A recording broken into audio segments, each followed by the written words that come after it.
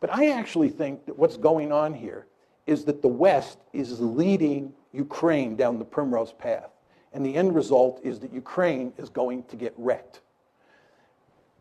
And I believe that the policy that I'm advocating, which is neutralizing Ukraine and then building it up economically and getting it out of the competition between Russia on one side and NATO on the other side, is the best thing that could happen to the Ukrainians.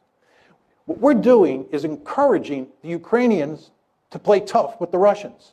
We're encouraging the Ukrainians to think that they will ultimately become part of the West, because we will ultimately defeat Putin and we will ultimately get our way. Time is on our side.